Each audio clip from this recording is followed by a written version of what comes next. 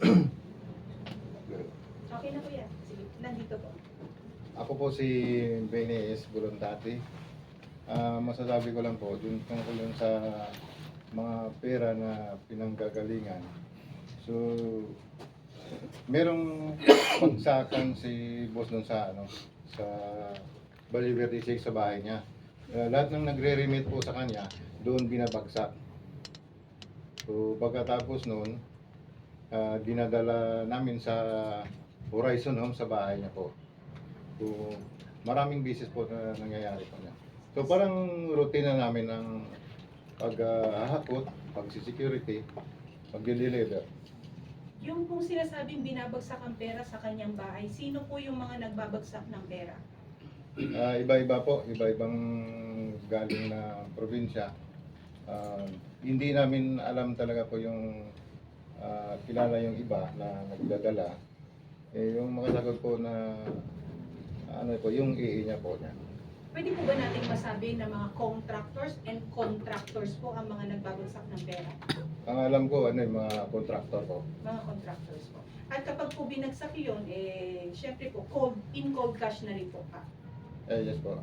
Bali, ang iba dyan nakasilid sa malita. Ang iba, nakakarton. Tapos, pagdating doon, binababa namin. At binibilang ni yung EE niya po na si Paul at saka si Mark. Ang mga maleta po bring your own maleta. Nagpo-provide po ng maleta. Pag diniliver, nakamaleta na po. Hindi po yung si Boss Zaldi po ninyo ang nagbibigay pa ng maleta para paglagyan. Ay, yung nagde-deliver po, sa kanila na po, sa kanila nalagyan. So, pag mag-deliver naman kami sa iba, si Boss, nagpapabili sa amin ng malita dito sa Green Hills, saka Divisoria. Nagpapabili. Yun po. Pero saan po nang galing na ang mga maleta Rimowa? Ang Rimowa po ay isang European brand na talagang mahal po na klase ng maleta. O dahil po sa disenyo ito? Depende naman po kasi sa nagbumibili po doon. Minsan sila ni Paul may contact na pipick upin na lang namin. Sabi nyo, yung iba tingin nyo contractors yung nagdadala ng pera sa bahay ni Congressman Santico sa Valverde. May napansin din ba kayo ng mga government officials na nagdi-deliver din ng pera kay Congressman Santico? Doon sa Valverde, karamihan po yung mga security niya lang po nagde-deliver. So, sa amin naman, ang ginagawa namin, nakabang kami doon, tapos bababa namin, papasok doon sa Valverde. Doon na rin po si Paul Estrada, yung nagbibilang. Para malinaw, no? Security ng contractors o security ng government officials? Hindi namin specific kung ano ba siya basta yung tauhan po nila. Yung mga contractors na sinasabi nyo, I'm sure yung iba naririnig nyo sa pangalan. Naririnig nyo rin ba ngayon o kamakailan na naging controversial dahil sa pagdinig sa flood control scandal? Opo, naririnig po namin. May pagkakataon po din sa inyong affidavit, no, na ang Bucor po, sila po ang nag-deliver ng pera kay Zaldico. Yung sa Bucor naman po, ako ma'am, hindi ako actually na involved dyan. Yung may kasama kami dyan na may nakakita, dalawa sila. So hindi ko alam kung sino pa. Hindi ko rin masabi na, opo. Sa mga kasama nyo po, Opo. may ikwekwento po kayo tungkol dun sa testimonya dun sa Bureau of Corrections, sir? Doon sa kabila kasi yung involved po dyan. Sir. Doon na sa kabila. So hindi rin po kami pwede magkwento na hindi namin actual na nakita. Yung kay Congresswoman Laila De Lima, pwede nyo ba ikwento kung kailan nyo siya unang nakita, anong mga pangyayari rin ang napansin dun sa pakikipagpulong ni Congresswoman Laila? Kung Laila De Lima po, nakita po namin sa Team EC po sa townhouse. Nakita po, ako nakasaksi po, 2 beses ko nakita. Nakipagpulong sa kay Kong Saldi, sa kay dating Speaker Romualdez po. Nakita mo rin na paglabas dun sa kay Congressman Saldico, may dala-dala siyang paper bag o maleta? Meron po, paper bag po. Ilang beses po ulit? 2 beses ko siyang nakita po. May ebidensya po tayo nito dahil isa po siya sa umaaray at nagde-deny na walang katotohanan ng inyong mga salaysay. So, sa amin, wala kaming nakuhang picture, pero sa team namin po, lahat kami nakakita. Yung personal knowledge. Personal. hindi Opo, naman yung nagde-deny. service na sasakyan, Grandia po, tsaka may isang backup siya. Yung pong transaction ninyo or sa yung panahon na nakikita po ninyo si now Congresswoman Laila De Lima, ito po ba ay kahit minsan nadalaw niyo po siya o na-escortan niyo po ang let's say si Zaldico na binisita siya sa kanyang kulungan? Hindi po, hindi kami naka-escort. So paglabas na po niya nangyari ang mga transaction or coordination with her. Siya mismo pumunta sa townhouse po. Kay sir, name po nila, sir. I am Chris Dado, sir. Doon sa testimony niyo, alin yung para sa'yo, alin yung pinaka-remarkable na abutan ng pera? Isa para sa akin yung ano ko doon, sir, is yung nagdi-deliver sa mga media po. Hindi ko lang banggitin sa ngayon. Sa tamang panahon ko na banggitin po, sir. Kayo mismo ang nagdi-deliver sa Kasama namin yung media coordinator ni Congressman Saldico. Yun yung nasa affidavit, si Joey De Guzman. Yes, po. Tapos, kasama nyo, so kayo ang umiikot sa media para ibigay yung pera para sa media. Yes, po. Doon sa media na yon, broadcaster, taga-radyo, taga-print, Taga-TV. o taga-TV. Meron na sa house, sir. Meron sa radyo po. Meron din sa... Hindi ko na banggitin, sir. Sa tamang panahon ko na banggitin. Kalimitan saan nangyayari yung abutan? Restaurant, bahay, or what? Or yung mismo sa media company. Minsan meron kaming inaatid sa bahay, sir. Nakapaghatid din kami sa house, sa car park. Nakapaghatid din kami sa isang restaurant. Kamiting niya. Tapos, minsan inatid namin sa drop-off ng station nila po. Station lang. Station ng media. Media station. radio station po. Maleta, envelope, paper bag. Paper bag po. Paper bag. Paper Sa bag. tingin nyo, magkano laman ng paper bag? At o gaano kalaki yung paper bag? Hindi ko na po matansya, sir. Siguro bayad yun sa mga talent fee nila, sir. Ano to? Lingguhan o buwanan? Lingguan din, sir. Linggo. Yes po. Lingguhang paper bag po Yes ito. po. Ito ba yung tingin nyong dahilan? Kaya simula nung lumabas kayo sa Club Filipino at binunyag nyo yung mga nakita nyo at personal na karanasan nyo, ay sa halip na ilabas ng mainstream media, yung mga testimonya nyo ay nababaliktad pa kayo at hanggang ngayon, pilit na sinisiraan ang kredibilidad nyo. Yes po, sir. Yun ang pinakamasakit sa amin, sir. Kasi dalawang mata namin nakikita namin, sir. Kung anong abutan ng mga media. Kung anong laro ng mga media. At kung ano karami yung trolls na nakita namin sa isang establishmento dyan sa Makati. Saan po ito sa Makati? Sa Valero po. Ano po, maaari po bang ninyong mabanggit man lang yung building? Hindi ko lang po muna sasabihin po, ma'am. Pwede ano ko na sa sisiwalat ko na lang po kung andyan na sa investigasyon po ano na talaga. Kasi mahirap magbitaw ng ano. Totoo. Yes po. Kitang-kita ko sa dalawang mata ko kung paano nila laruin ang social media po. Sa mainstream media, ano ang panawagan mo at bakit hanggang ngayon binabaliktad at sinisira ang credibility?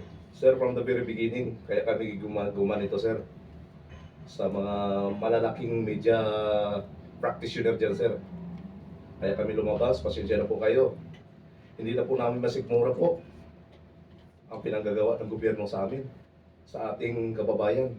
Lalong-lalo na sa mga kababayan kong nasa Mindanao. Halos baha, gutom, krisis, dahil napupunta sa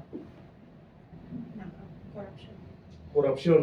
Yung pera sana na para sa flood control or sa health ng mga tao, kalusugan ng mga tao, pagkain ng mga tao.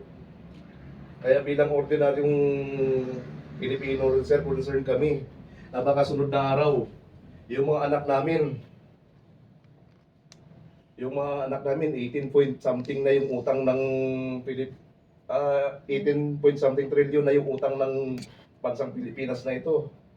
Yung mga anak namin, yung mga apo namin sa susunod na henerasyon, maghirap. Yan ang hindi namin matatanggap at hindi namin natatanggap sa sarili namin na iwanan sila ng ganyang kalaking utang ng bansang Pilipinas po. Maraming salamat. Sir, maliban doon sa mga testimony nyo na nakita nyo yung mga trolls, nakita nyo yung mga mystery media, meron pa ba tayong mga physical evidence or litrato na magpapatunay na talagang tumanggap sila? Yung abutan. Sa security personnel, sir, hindi namin gawain yung magpanay ganyan-ganyan kasi nakapokus kami sa VIP namin, sir. Nakikita lang ng dalawang mata namin, sir. The most especially si Orly Gotesa. Kasi siya, marami siyang alam sa pagdating sa mga bilangan ng pera na sinasabing ang 1 milyon, 1 kilo. Totoo yan, sir. Nagkwento yan mismo. Totoo yan. Humigit kumulang. For the record lang po, no, masasabi po ba natin na ang administrasyon ni Marcos ay merong mga troll farms? Masasabi at masasabi talaga mo kasi nakita ko sa dalawang mata ko. Kanino ba yung connected din doon si Kung Saldi at si Speaker?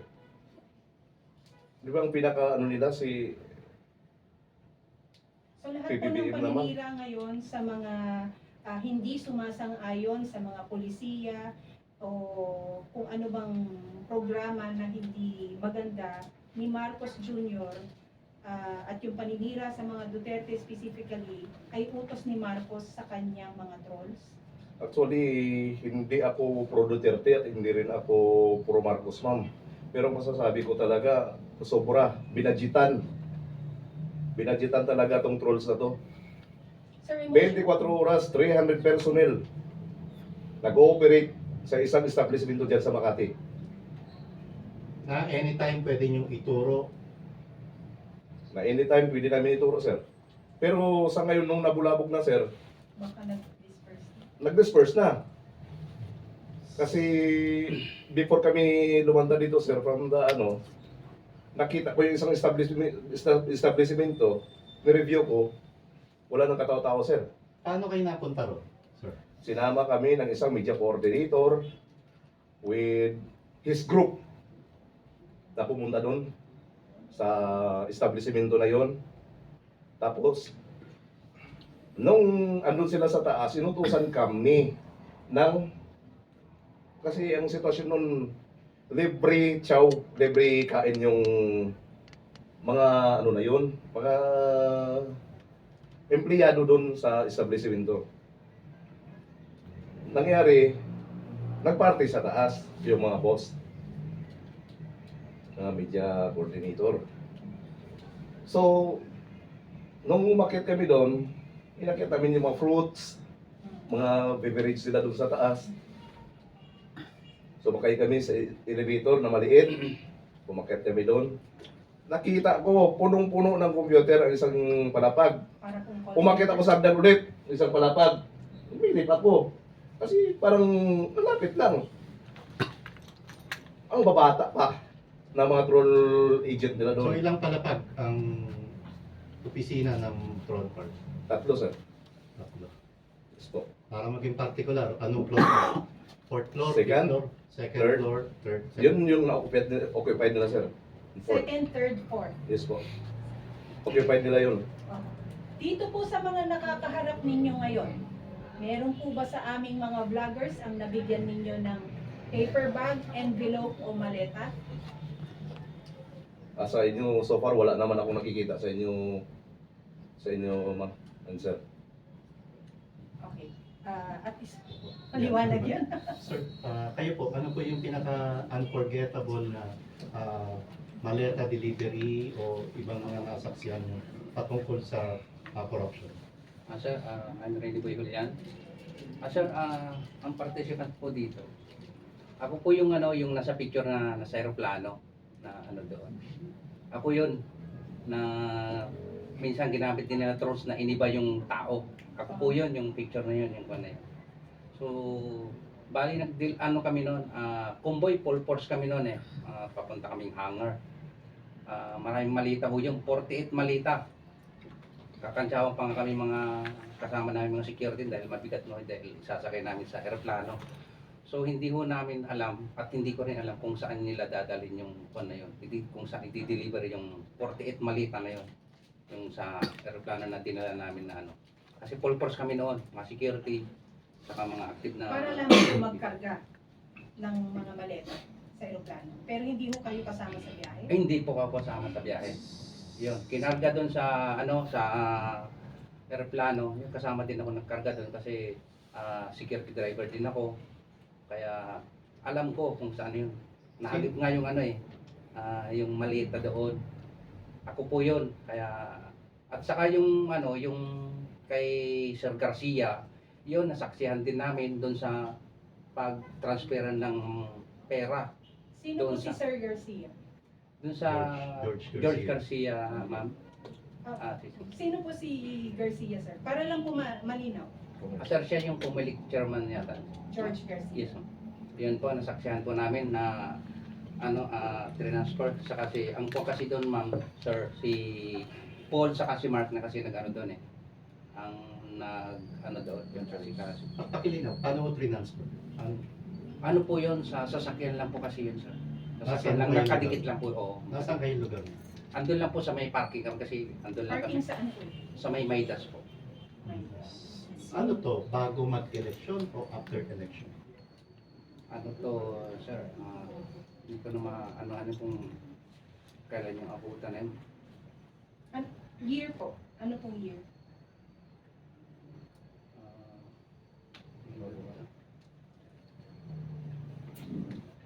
Hindi na po tanda. Okay, ma'am. Balikan ko lang yung sa aeroplano. Sino yung kilalang personalidad na sakay ng aeroplano na yun na pinagkargahan nyo naman? Ang kasi yung aeroplano sir ay ang pagkaalam namin sir kay boss ko yun. Na kung ano yung aeroplano na ko yun. Opo, pero syempre may taong pasahero doon. Sino pasahero? Hindi po na namin alam yun sir. Hindi nyo rin alam saan papunta yun. Hindi, sa knowledge ko po, hindi ko po alam. Kasi nagkarga lang sila. Sino po sa inyo ang na-involve sa Paway? Paway delivery? Nasa kabila po. Nasa kabila, hindi natin nalaman yung no. Of course, question po, sa pagpaparatang po ng marami or pagde-deny po ng marami na wala hong katotohanan ang inyong mga sinasabi. Tinanong din po namin sa kabila po, kanino po kayo mas na-offend? Kanino po kayo mas na-offend na sinasabing kayo ay mga sinungaling at ang kredibilidad po ninyo at imahe questionable? At yung sa nagbaba sa amin, saka yung may mga sinasabi na sinungaling sinasabi namin, pero natatakot na sila malaman yung katotohanan na involved sila. At saka yung iba dyan, supporters nila. So, kami wala namang kinikilingan kung sino, basta ang sinasabi lang namin ay katotohanan lamang po. Sino po sa inyo po sa bahay ni dating Speaker Martin Romualdez? Kami po. Sir, baka pwede pong pakwento.